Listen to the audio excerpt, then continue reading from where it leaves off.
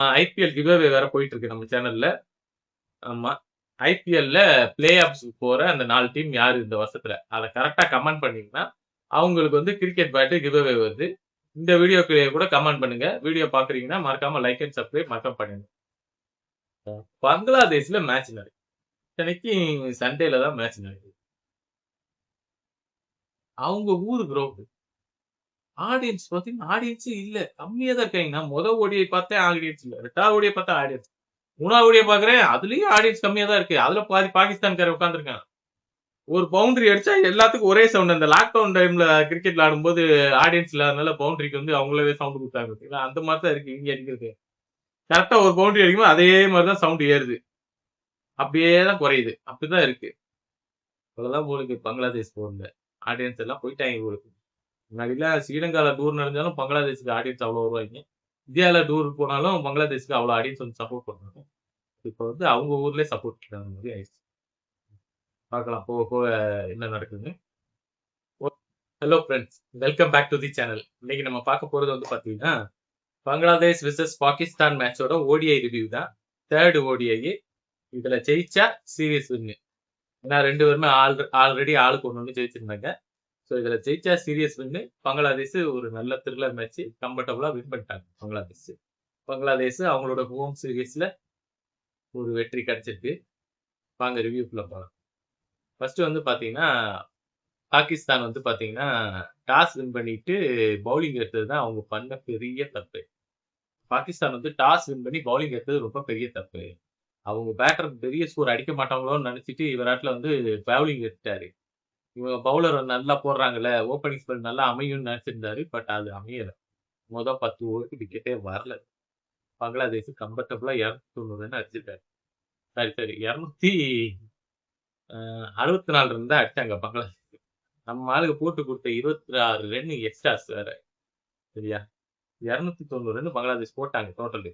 அதுல தான்சீட் ஹசன் வந்து 100 அடிச்சிட்டாரு. 107 ரன். அவர் வந்து நல்லா பவர் பிளேல ஆடுறத பார்த்துட்டு எல்லா பிளேயருமே வந்து கேமியோ ஆடாம இருக்காங்க.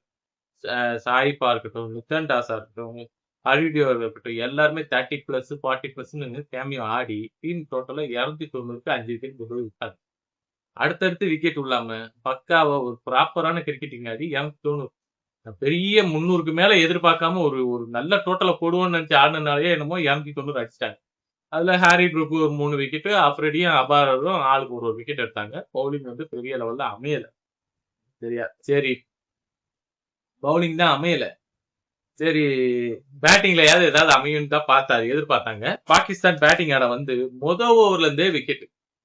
ஒரு பராகானு, சதாகட் 2வது ஓவர், 3வது ஓவர் ரிஸ்வானுன்னு வரிசைக்கா விக்கெட். டாப் ஆர்டர் பேட்ஸ்மேன் வரிசைக்கா போக ஆரம்பிச்சிட்டாங்க. 3 ஓவருக்கு 17 ரன் வந்துருச்சு. ஆனா 3 விக்கெட் ஆயிடுச்சு.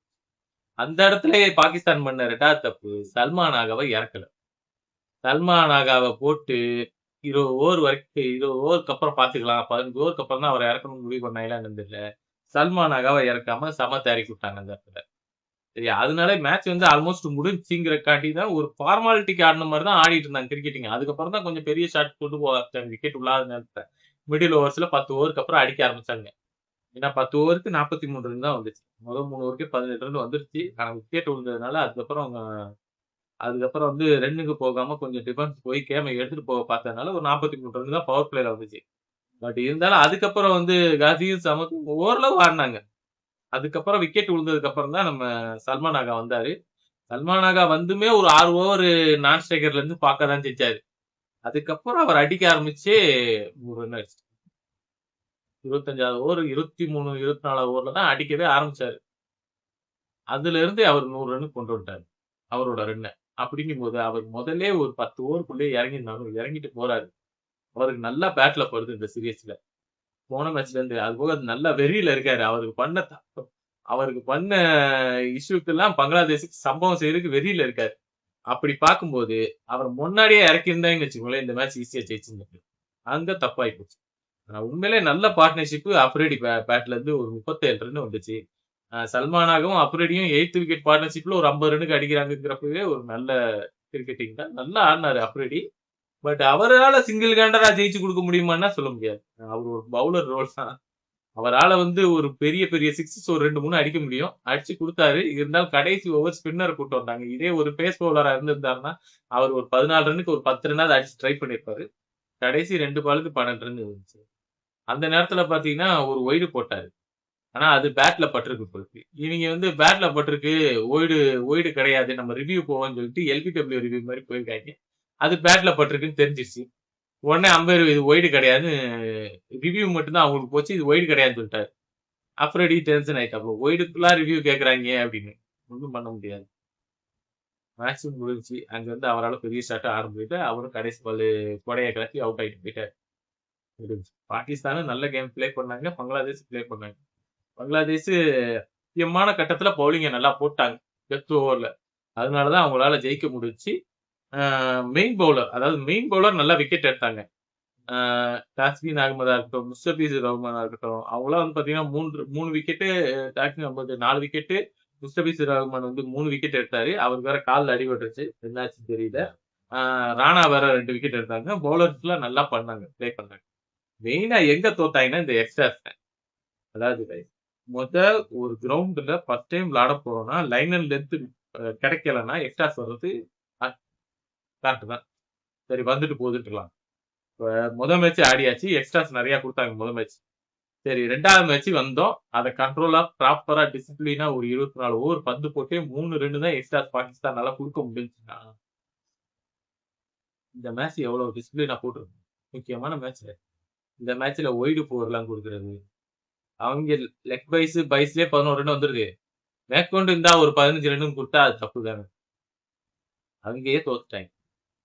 இப்ப அவங்களுக்கு போனஸ் ரன் ஆடாத மாதிரி ஆயிப்போச்சு. இப்ப அவங்க தெளிவா பந்து போட்டு 9 ரன் தான் எக்ஸ்ட்ரா கொடுத்துருக்காங்க பங்களாதேஷ். இப்ப அவங்க எந்த மாதிரி ஆடி இருக்காங்க அங்கதான் இடிக்குது. அங்க கொஞ்சம் கரெக்ட் பண்ணியிருந்தோம்னா இவ்வளவு தூரம் சல்மான் ஆகா போராடி இருந்தது ஜெயிச்சிருந்துருக்கலாம். சல்மான் ஆகாவே கடைசி ஓவர் வரைக்கும் நின்று இருந்தாருன்னா கேம் ஜெயிச்சிருந்திருக்கலாம். அவர் வந்து ரன் ஸ்கோர் போர்டு ப்ரெஷர்ல தாஸ்கின் அகமது பால் ஸ்லோவர் ஒன்ன வந்து பாஸ் பவுலரா கனெக்ட் பண்ணி ஏத்திட்டாரு. அது முன்னாடியே ஆடிட்டாரு. மேல ஸ்ட்ரைட்டா ஏறிடுச்சு. கரெக்டா ஆடி இருந்தாருன்னா வெளியே தான் போயிருக்கும். அவர் அடிச்சு அடிக்கலாம். சூப்பரா சூப்பரா அடிக்கிறாரு அவர். ஓகே கைஸ், எப்படியோ பங்களாதேஷ்க்கு நம்மளோட வாழ்த்துக்களை தெரிவித்துக்கலாம். ஓகே கைஸ், வீடியோ பிடிச்சிருந்தா லைக் அண்ட் சப்ஸ்கிரைப் மறக்காம பண்ணிருங்க. சரியா, அடுத்த வீடியோல பார்க்கலாம்.